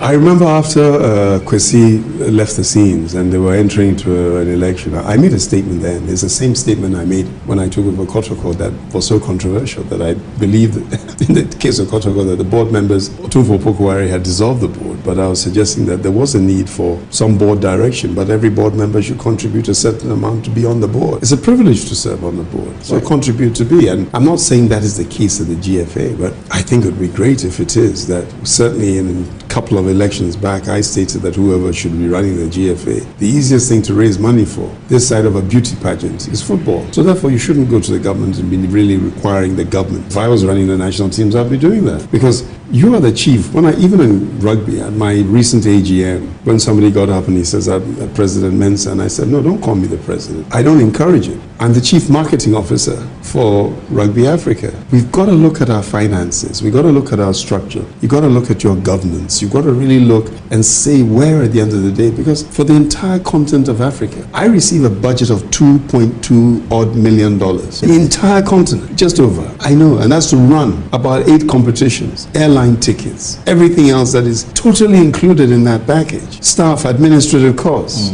all within that budget. So you start thinking, there is no fat, there is no big man activity, there is no whatever. I should have been on a plane this morning at 4 a.m. for Morocco. I had a choice, either the World Rugby Awards on Sunday in Monte Carlo or going to Casablanca. I've chosen to go to Casablanca. Okay. My ticket is an economy ticket. I'm paying from my pocket to upgrade the ticket. The way in which it is that we run our affairs, understanding the position of the stakeholder, understanding what it is we're trying to do. So we try now, in my tenure, to see how we can have this marriage with more governments, as we've had with His Excellency, our President.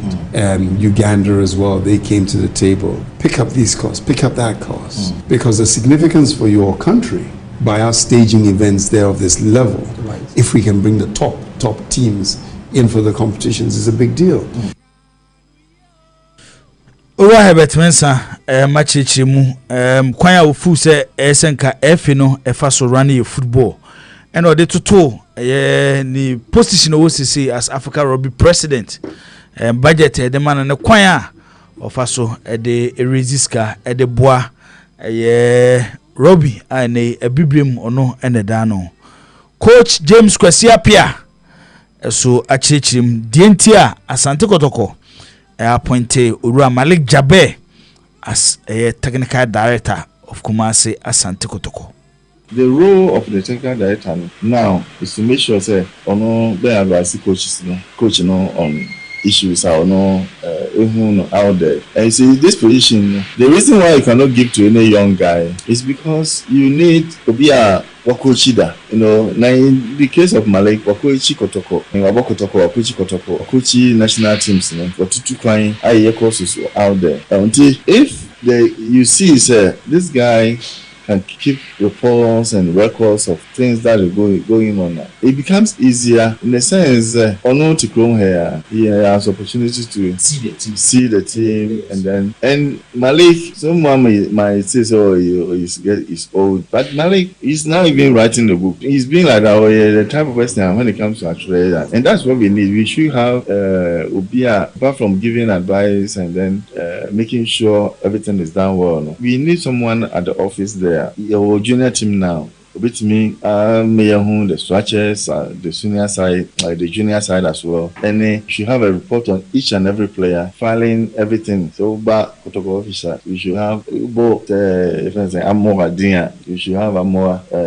Every game that he plays, we should have his report there. Until we'll be back from outside now, pay Amora file and things on Amora. You in the file now, he'll be able to. And you see, because of Malik also age, that's why we've decided to get a young guy. Maybe a Tamale, then the young guy goes, bring the report to him, and then we keep. As a Malik being the most experienced, yeah. Now also for the future, because at the end of the day, the intention is okay. Yeah, from Malik for some time. Yeah, sure how he works, and then. Progressive from there, because we don't want a situation where we don't have anybody. Like when I was there, a progression. Yeah, try to. It's not only the technical side. So many, the marketing, the finance, all the other departments. Yeah, try to say best setting in our kakra. At the end of the day, times to form I say China. But before you leave, at least you should say you're setting up something there, so that your name and I was so quick. As of now, we are setting in up there.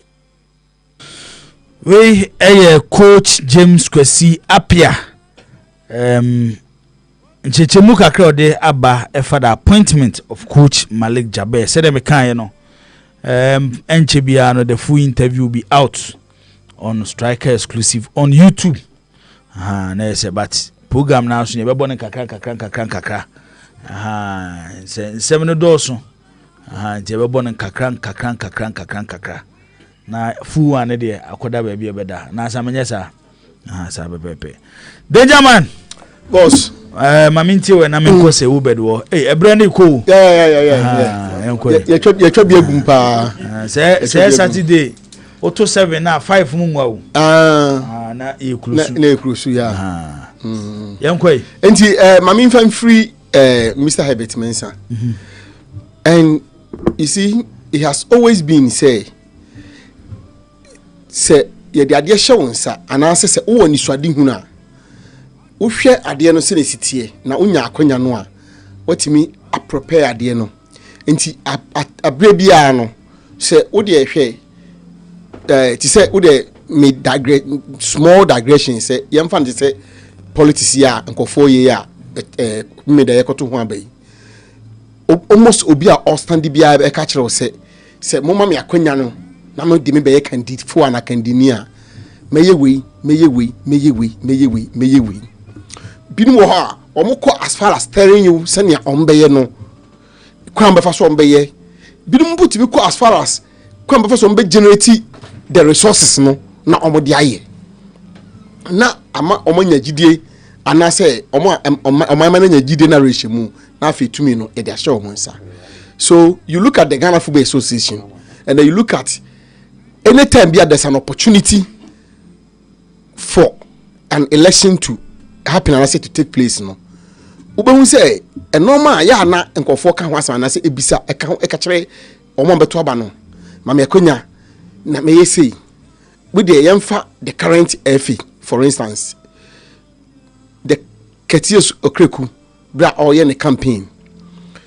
One of the biggest slogan Oyusu ye, and he say he is coming to create wealth. Now, how would he create the wealth? First, he will ignite passion. Once he's able to ignite the passion in and around the game, he will use that as a conduit to create wealth. Now, boss, and be as a million more has been my after Kate Azumi office as the president of the Ghana Football Association, as serving the first term, 4-year term every, as also elections, whichever way he's still the president. Now I started a second term. What you say 1 year crowd say 1 year, 1 year, so be better, sir. I find him passion around the game. Maybe I'm blind. But I don't see the passion. Now, granted that admitting said there's a certain passion around the game somewhere. What you might transform passion to create the wealth okay. If you look around, whether any club in Ghana here, they've become wealthy in the last 4 years or the past 4 years. Club Ghana how bit me Anopa on Oyepa, I was telling you this story. Boss, last season, the last 4 months of the season, Lagos cities, Omutua just 1 month salary. Season where I boy, Lagos cities are a part of the season. No, some Ghana Premier League maybe. Omutua just 1 month. That club cannot be said to be wealthy. Because almost can't compete here. I'm not sure say along Lagos cities no or me any paboni from team or they say league na mo enough sika. And I said leadership rate create enough wealth. And now almost fanya there some day. Boss, you'll be surprised to know say you see that na mate ni omo ye training. Na na mate na say ono mo ye training we na okofia. Na what the session but to know is come players and say obi anyin faka. Lagos cities. Yes. Boss, ubetima cheki. So kuna do adwuma na amate abeto aso. You ubetima cheki. To the extent that me no work say. Pakwesi Fabian, your own Pakwesi Fabian. Na oyo omu coach. I understand. In fact, yes, I understand. He told me this morning he has resigned and that he has submitted his resignation letter to them. Pakwesi is in Kumasi. Okachire o. Okachire me anope. So I resign. Boss. I spoke to him. He said Pakwesi say madam for Pano. Yeah. I spoke to him. Minimum say more permission to say it, but I'm saying it because some resignation there. Once also they let Nama woman. Once or they let Nama money there or the amount. He told me. Before then, my gather a lot of information. And made it say, you see, club secretariat for the past 3-4 months yatum. Lagos cities. Obi anko yatum. Boss, asem na kana and intina na pa me headline me busa say why is the FA not declaring them administration? Because this club must be in administration by now. If there's anybody who is interested in the sanctity and the sporting integrity, they be amekotuna na yamposa. Onso na oye strong about that word. The sporting integrity and the sanctity of the game. Lagos cities must not be playing the Ghana Premier League today. Because it's easy for anybody to use them for anything. Either the players, the technical team, or even the management. I see what be a person about league who buy year power, or person who ignite passion, or person who creative wealth, then what am I? I'm at the Akosu Newo Lagos City, you know. Akosu Lagos City are still part of the league. Boss. Danger. Sometime last week or so, and I'm back say 2 minutes. And I'm back say referees ni ntu omoka. Today, as I'm talking to you, per the information I have, referees has not been paid. Anyana na se omuso mutua last season dey be omo. That was last season, not this season. See your money baby a. Ntime ntuaka. Na say dey ete ho ano no. Boss, enye an avenue for obi or person or influence game no to use the referees. Enti me name is Albert Mensa ya adwen say o pese o save game no a you find a way to generate revenue. Also, on the only quite of us, obetime resist ka ediabwa. Maybe he may not become the FA president, but the FA president can consult him. Of course, he will charge you for money. So, we want him to not even on charge it. I saw charge. Everett will not charge. I saw charge. He will not charge. I saw charge. He will not charge. I will buy if you are mom. He will not charge. Just anyway, but there and they say we wouldn't the same intino. But there are people who has a way, and we are tell you there. You want to fulfill that promise of creating wealth, no? That's what creating. Oh, him now for himself and his family. Oh, but say, me sure say, and only senior no all catches or best obey. West a yig basake Holy Stars. Was someone yen yesu. No money football near your money problem there. Anyway, and me pacho me tumaka kotoko denga kana min komra. Mama me hwe omo de me na baba. Obed mama na hoy why? Yanko. Okay. The interview with Coach Akwesi Appiah is, a solid one. We need more of that. At least, Coach Akwesi Appiah is also an IMC member, Krano. So taking the time to discuss Kotoko issues. I'm sure say we can get about 2 or 3. Nana Penkra Kwesi Awuwa has also been the silent one. Intina de no kasa ye Coach Ogum. Emmanuel Newton Dasuberi until there was a time and I got to come on they needed to explain things to the public. So this IMC virtually has been a more silent IMC. But let's go to the issues now, or raise the technical director. Per his explanation, it confirms Story Nambeka Kotoko want to form a technical directorate bigger than one person. Because Utianin Seminar is looking at a department in terms of documentation. Both senior team and youth team is properly being done. Like the camera at the tour. And I'm expecting because in terms of documentation, paper we should be getting videos from training grounds to proper matches as part of the data and document of players. Because when you say the champion about 12 matches.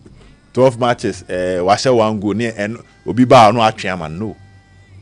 At least you know how advanced statistics now called through. The use of VO, the use of Instat, giving you the ability to determine the pass accuracy of players, the shot accuracy of players, the exact positional players function where they get their touches. They've been dispossessed. All those data coaches in preparing their team, and also when you are preparing the scouting report of any player. And so Biba offices here now, these data back with video.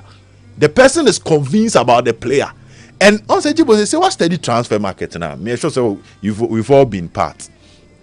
What more than Fubi Tanzania?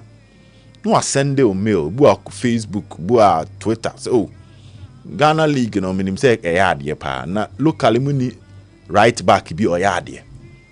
Then you would now go for the video of the player, send it to the agent. No, so they are called clubs. They are connected. No offer now. No, no, so you reach the player, then the deal is being done. No be a kakre woman, obi a tafre. So let's imagine if me call Karela player. Now the umbet me mami about 12 matches. Was 2 goals. Ni video crane be o 2 goals ne crana fena. Ye be call media house bi akwa sereno. Ama ne technician bi etwa si ni dia man. Then I come to Kotoko still in search of a right back. But Kotoko is able to give me data in terms of matches, minutes played, ne pass accuracy, ne shot accuracy, ne crosses. Mama say data we nyina aka videos ne ho a. Let's be honest with ourselves. So we a club near submit we ma. Now crowd you are going to convince the head coach. Because the head coach is not in support of player now Okofaba because on will play your person Okofaba. But you are able to submit this detailed one naturally. wine pan or did you say you bet me a chance of fun? And what's the idea? There are some of the players that they put up exceptional performance during training. A bit me she goes boat training. Their class we this video in Africa free kick be a boat training. They be almost compiling the free kick goals almost in Arabia. It was a training match. And it be a boy videos go or say almost canning in a boom. So informing the directorate, I'm hoping that Coach Akwesi Appiah, being head of the Sudanese national team, on the importance of data and how are you forming the technical decisions and how I know as a coach, since the coaching background, no, if you are building this directorate, you will think like a coach. And what can convince you as a manager? Into say Malik ya dia trotro ya ma trotro ne scientific kakra. And trust on no ebe ni nyina ho diwo. Debe Kotoko can have somebody who might be in charge of their data and analysis under the directorate. Oh no adwuma na say bobo wie bia or the profile and performance and the statistics of every player. It say against Diana no why ne kama no the two player ne foul so. The player one bobi ne bi nda foul so. Into on the day ebe foul na ye hwemu no. All the matches you played you will detailed data or na videos no so the end or you compiling no so that if you intend to sell players to make money, oh yeah, dear way from the top to the junior team. Recently, Kotoko youth team the Bobo share 9. Some of the Kotoko youth team players played in the inter schools competition. It is a work you realize that club we ban up a young player. Like just like we saw last season, Barcelona ever find Accra Lions left back, no, Oduro, Omofa Aziz Diakono.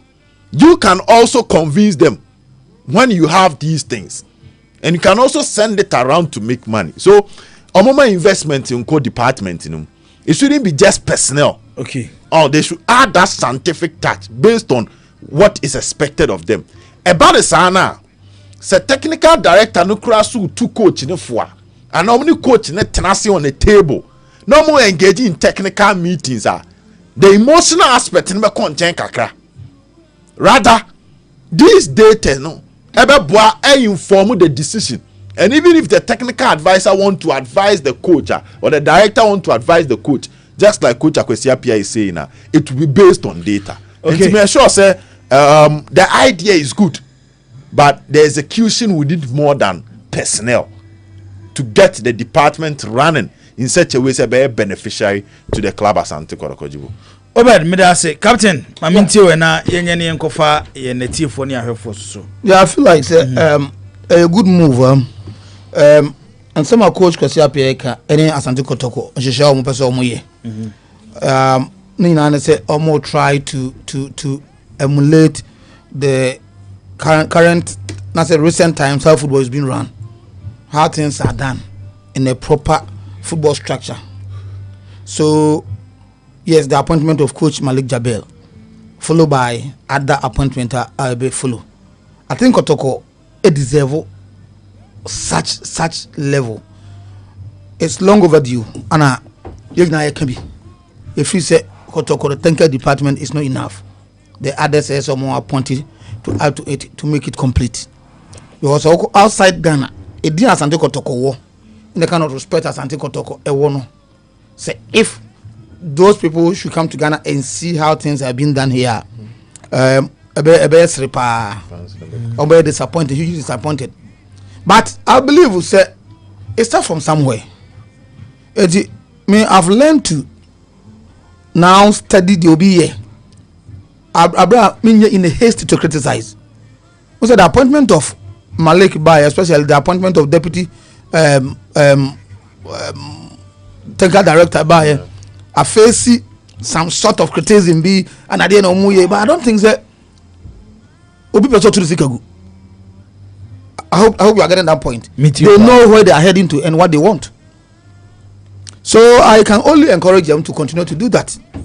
So if it is about directorate and you have Malik sitting on top and others working, fair enough, fantastic. And that American say the MC person I'm in the Kassayan was giving me almost the working. Say one aspect of they know Malik ni me ye pa say all transit now what document players the lifestyle, everything about the player for future use. Secotoko, like say Obedi can the agency about out, they want a right fullback, they want a midfielder. What do you have to show? It's only about 10 matches and wash it 2 goals. Wabo say no. A cop beyond the modern football, a cop beyond Sadiano. But you know, they will have that coach there. Sanemani Minano. Or Najuma Obeno, a bro just Wakotna Park so. But coach training, give you a mini coach selection. Women a Kobrosa.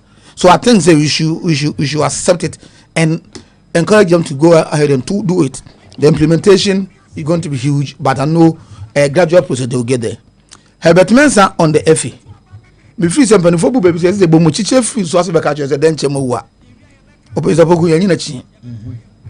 Ghana football of today from consider them banyina no. Enipa obe ti yani pa no. No doubt so busa Ghana ni bia obe catch Herbert Mensah. How to go for sponsorship for clubs and what have you. Herbert Mensah, he started all these things and make sure that football can be done this. Ono na best odi ikotoko for sure can bush boot na Ghana for ye kasre. You won't be that. Actually send a lifestyle elsewhere. And you know, me free said the FA way under Keto Kreku. The mantra of the buyer said igniting passion, creating worth no. He's doing exact opposite. I mean quite and Master Maker don't want to say President Techi we've missed him. But you could clearly see that under him, except that the greediness eligible to be no could do here. But the Black Stars became very attractive. The Black Stars, the kind of matches that we were getting, the kind of these guys, agency or modern matches ever. But we don't see that under this FA. And never be a bit difficult for the FA to use the national teams to create money to take care of itself. But it can be done. Before you encourage now, okay, you need to consult such people.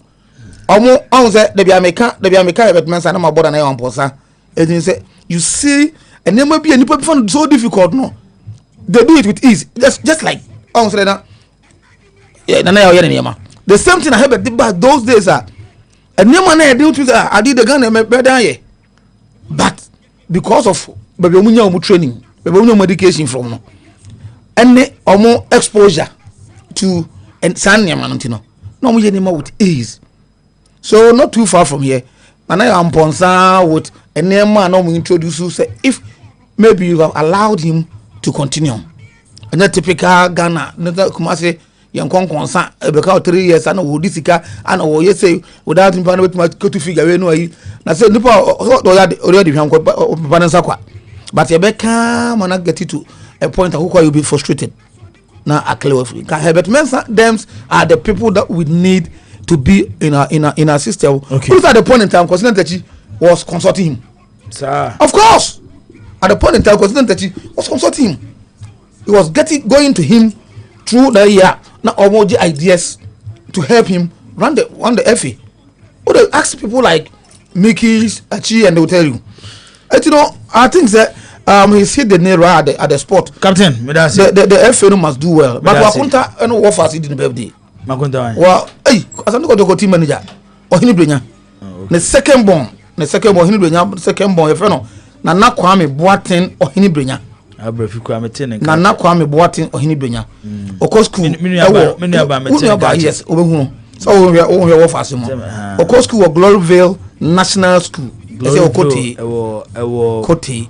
Between Genius and Kote. Tente Kotoko team manager, a best celebrating birthday on Fantoso. Baba Wakabi also,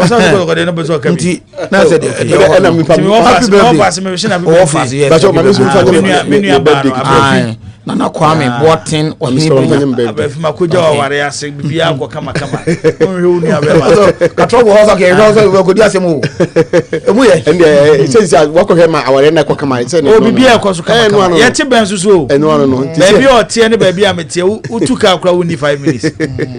There was a so Buana, Bibia Papa, and one rated Tintin. Kwame Dubofo, Kwame Dubofo of Medoma. Is it what we do? A friend of Fadagato. What the one we already made to. The way of Madame for no minute, but Medomana, special birthday in Kwame Dubofo. Father, they say will be animal. Father, okay, my time Kesman days. No, mechanical. Special birthday and come. Young line is right. Sandra Anna of Brofield. Sandra Anna of Brofield. Danger, special birthday and command. Danger. I've been Fabra. Danger. Sister Simon can also bet in danger. I won't come more holding up with me. You know, Fred Food, Yemfano. Okay. Udi baby, I can say Finado as my twasso. I'm fine as a Sameno. Onona, you know. Okay. 05361616070201941461. Move to me afre na baba Jumedi. Zakasimenum na yeso. Udi baby, I can say Finado as my twasso. No, you. Yes, sir. Ofadia.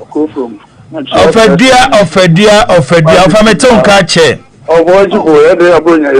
Ofambebacho matimehwe nim. Yo. Kache, I'm a good friend, Harry. Harry said, Obi a blinder, Obi a passionate with him. Why? And your side, will be a passionate. Oh, okay. And you know, passionate sense of feeling. Oh, okay. And he can't do the so advice to the meaning because can't do the when you say who can football show online, there will be a danger or still or continue to conduct the election. I still a court be friend. And you want advice. And the Ghana football about any woman. I'm very worse than this simple. Okay, Ofadia, yada say. You use MTN line 0536161607. No, ye use nti ubetimi afre ewo no so. O frɛ Vodafone na ma na o de obetia use MTN no na o de aba ye dwumadi no eso same ande line na yede atia to no okay na ya samo okay enti same sa ahumane ba ha yenyana en so na news for them na nyesa na me ya aduma na eda foforo na afi ya to aso ede amamo yedemu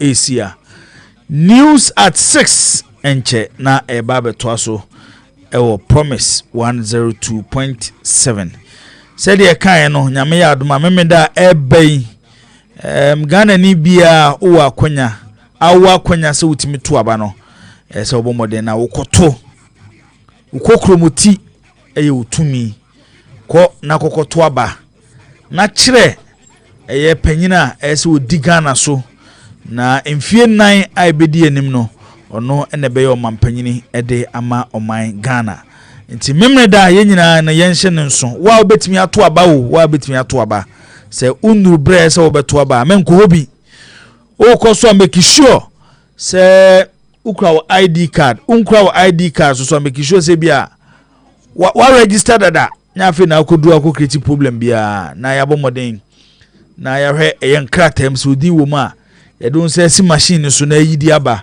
na fe so nya akonya na watimi ede ato eye aba no ebi enti yanhye ne so se memeda ebei nzafe de line aba same ensore nko oi ame aduma eda foforo na omoye nyoma na tutum ya na afi ya baba fanti ya de musia na ye kai mo say on the 29th of December our McLean Hotel abrantie amachi dede Stone Boy Mr. All for real ofuriam ponsa kwabena sa so na kofinti ene akosua Japan ɔmo ɛba bepiem ɛwɔ hɔ na mabɛgye ɛyɛ Asantema ne Ghana nyinaa ɛni Micklin Hotel ɛhɔ ɛna sɛ adwumadi ɛbɛkɔ so ticket no oba ɛyɛ Promise anaasɛ ɔyɛ pa FM reception a unsa ebetimi akami news at 6 yɛde ma akora wo ma news at 6 oh the tineda news at 6 yɛde mo AC ɔfa ta frempɔn ɛne maame afie nyako ɛna ɛtoa so ɛde amaye